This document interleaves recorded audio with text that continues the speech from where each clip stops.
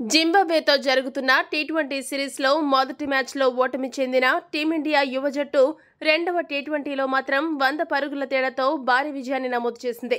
ఈ మ్యాచ్లో అభిషేక్, రుతురాజ్, రింకు సూపర్ హిట్టింగ్తో ఆకట్టుకున్నారు. మొదటి టీ20 మ్యాచ్ 0 పరుగులకు అవుట్ అయిన అభిషేక్ శర్మ రెండవ టీ20 మ్యాచ్లో 100 పరుగులు సాధించి సెంచరీ నమోదు చేశాడు.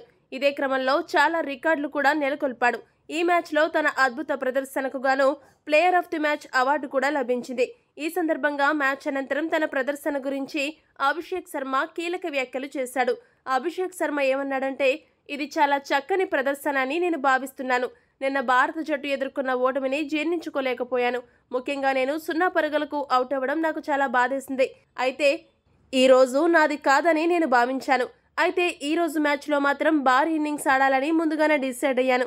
అందుకు తగ్గట్టే భారీ ఇన్నింగ్స్ ఆడి సెంచరీ సాధించడం చాలా ఆనందంగా ఉంది. కోచ్ మరియు టీం మేనేజ్మెంట్కు ప్రత్యేకంగా ధన్యవాదాలు తెలపాలి. ఎందుకంటే నిన్న ఓటమి తర్వాత వాళ్ళందరూ కూడా ఆటగాళ్లకు అండగా నిలిచారు. రుతురాజ్తో ఆడడం చాలా గొప్పగా ఉంది. కొన్ని సందర్భాల్లో ఎలా ఆడాలో రుతురాజ్ నాకు సలహా ఇచ్చాడు. నేనెప్పుడూ నా సామర్థ్యాన్ని నమ్ముతాను. నా ఆర్క్లో ఉంటే అది మొదటి బంతి అయినా భారీ షాట్ ఆడతాను. ఈ సెంచరీ ట్రైలర్ మాత్రమే. రాబోయే రోజుల్లో మరిన్ని విధ్వంసకర ఇన్నింగ్స్లు ఆడాలని ఉందని అభిషేక్ శర్మ పేర్కొన్నాడు. ఈ వీడియో కనుక మీకు నచ్చినట్టయితే లైక్, షేర్, కామెంట్ చేయండి. మరిన్ని స్పోర్ట్స్ అప్డేట్స్ కోసం మా ఛానల్ సబ్స్క్రైబ్ చేసుకోండి.